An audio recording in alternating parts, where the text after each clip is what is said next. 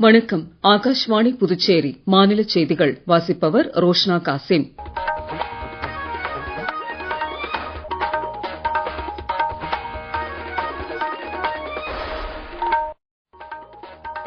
தலைப்புச் செய்திகள்.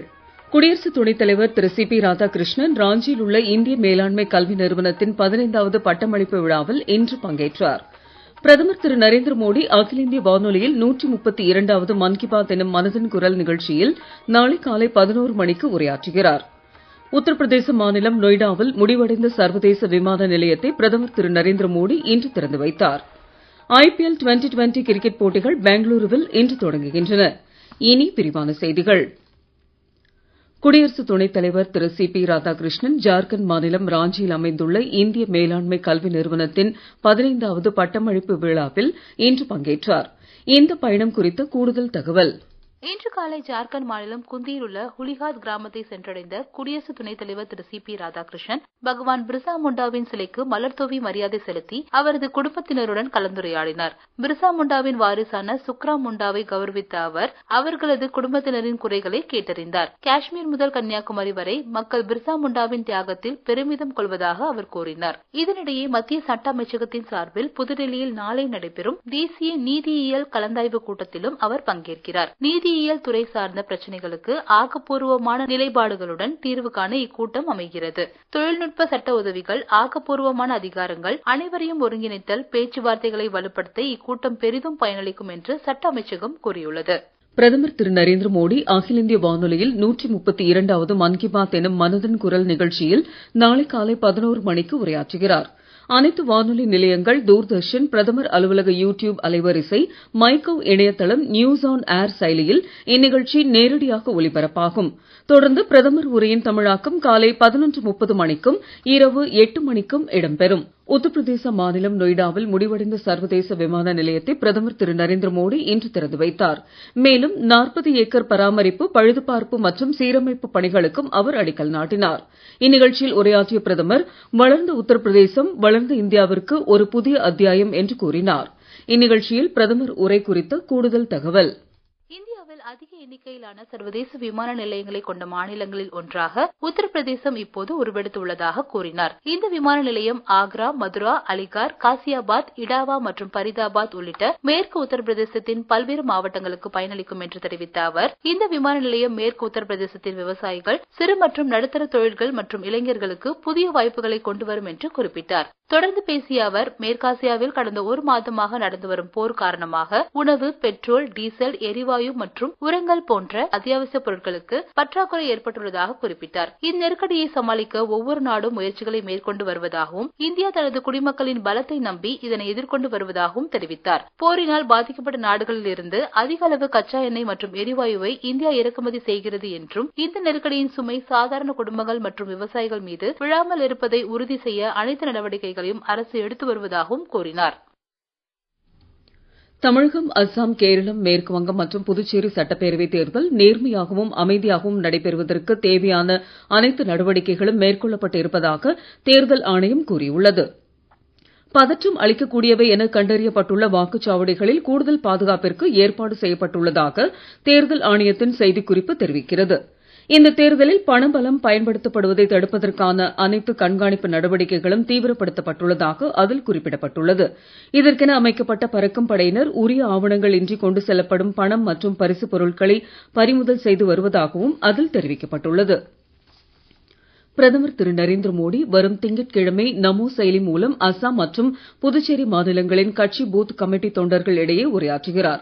இதுகுறித்து அவர் வெளியிட்டுள்ள சமூக ஊடக பதிவில், கடந்த 10 ஆண்டுகளில் அஸ்ஸாம் பல்வேறு துறைகளில் முன்னேற்றம் அடைந்துள்ளது என்றும், வளர்ச்சிப் பணிகள் காரணமாக தேசிய ஜனநாயக கூட்டணி அரசும் மேலும் 5 ஆண்டுகளுக்கு மக்கள் முன்னேற்றங்களை வரவேற்க தயாராக உள்ளதாகவும் குறிப்பிட்டுள்ளார். மேலும் புதுச்சேரியில் கடந்த 5 ஆண்டுகளில் மக்களின் விருப்பங்களை இரட்டை எஞ்சின் தேசிய ஜனநாயக கூட்டணி நிறைவேற்றியுள்ளதாகவும், புதுச்சேரியில் உள்ள கட்சித் தொண்டர்களுடன் உரையாற்றுவதில் அதிக உற்சாகம் கொள்வதாகவும் பதிவிட்டுள்ளார். நடைபெறவுள்ள சட்டப்பேரவைத் தேர்தலில் தேசிய ஜனநாயக கூட்டணி வெற்றி பெறும் என்று கூறிய பிரதமர், இக்கூட்டணிக்கு வாக்களிக்க மக்கள் தயாராகி விட்டதாகவும் தெரிவித்துள்ளார். நீங்கள் கேட்டுக்கொண்டிருப்பது மாநில செய்திகள்.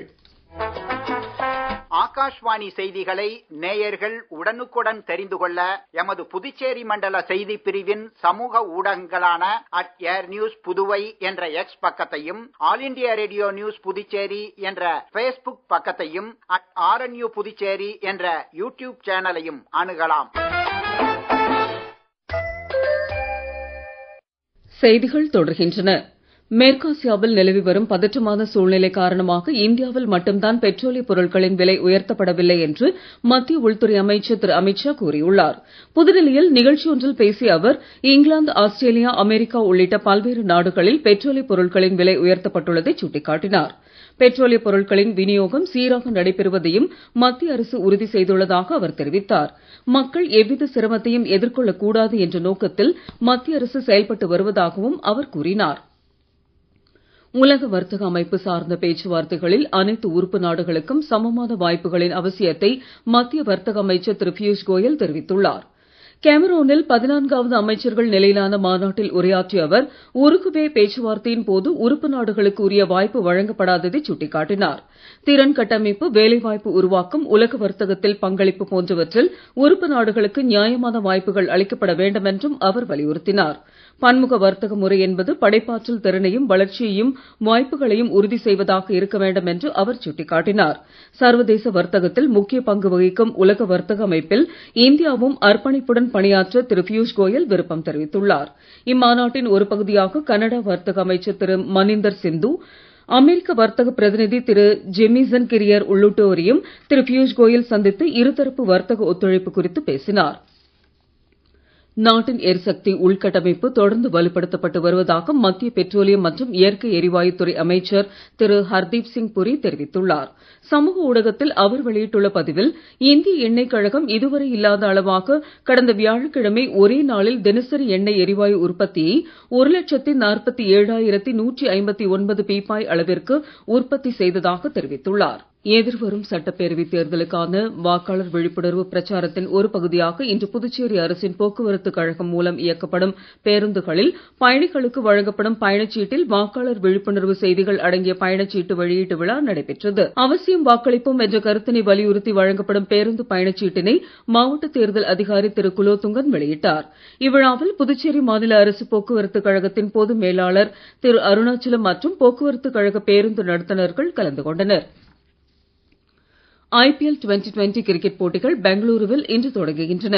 இன்றிரவு 7:30 மணிக்கு சின்னசாமி மைதானத்தில் நடைபெறும் முதல் போட்டியில் நடப்பு champion Royal Challengers Bengaluru Sunrisers Hyderabad அணியை எதிர்கொள்கிறது. குவஹாத்தியில் நாளை மறுநாள் நடைபெறும் ஆட்டத்தில் சென்னை சூப்பர் கிங்ஸ் அணி ராஜஸ்தான் ராயல்ஸ் அணியை எதிர்கொள்கிறது. இதனிடையே காயம் காரணமாக சென்னை சூப்பர் கிங்ஸ் அணியில் திரு மகேந்திர சிங் தோனி 2 வாரங்களுக்கு விளையாட மாட்டார் என்று நிர்வாகம் அறிவித்துள்ளது. அமெரிக்காவில் உள்ள ஸ்மித்சோனியன் தேசிய கலை அருங்காட்சியகத்திலிருந்து சட்டவிரோதமாக இந்தியாவில் இருந்து அகற்றப்பட்ட 3 விலைமதிப்பற்ற தொல்பொருட்கள் இந்தியாவிற்கு திரும்ப உள்ளன.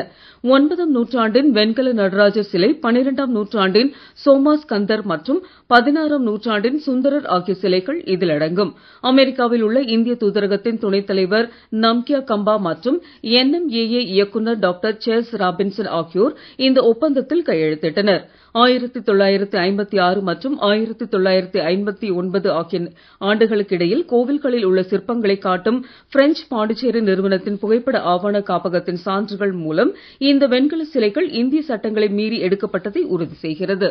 தென்னிந்திய பகுதிகளின் மேல் ஒரு வளிமண்டல கீழடுக்கு சுழற்சி காரணமாக மேற்கு தொடர்ச்சி மலை மாவட்டங்களில் ஓரிரு இடங்களில் லேசானது முதல் மிதமான மழை பெய்யக்கூடும் என்றும், ஏனைய தமிழகம், புதுச்சேரி மற்றும் காரைக்கால் ஆகிய பகுதிகளில் வறண்ட வானிலையே நிலவக்கூடும் என்றும் சென்னை வானிலை ஆய்வு மையம் தெரிவித்துள்ளது. மீண்டும் தலைப்புச் செய்திகள். குடியரசு துணைத் தலைவர் திரு CP ராதாகிருஷ்ணன் ராஞ்சியில் உள்ள இந்திய மேலாண்மை கல்வி நிறுவனத்தின் 15வது பட்டமளிப்பு விழாவில் இன்று பங்கேற்றார். பிரதமர் திரு நரேந்திர மோடி அகில இந்திய வானொலியில் 132வது மன் கி பாத் எனும் மனதின் குரல் நிகழ்ச்சியில் நாளை காலை 11 மணிக்கு உரையாற்றுகிறார். உத்தரப்பிரதேச மாநிலம் நொய்டாவில் முடிவடைந்த சர்வதேச விமான நிலையத்தை பிரதமர் திரு நரேந்திர மோடி இன்று திறந்து வைத்தார். IPL 2020 கிரிக்கெட் போட்டிகள் பெங்களூருவில் இன்று தொடங்குகின்றன. இத்துடன் இந்த செய்தி அறிக்கை நிறைவு பெறுகிறது. வணக்கம்.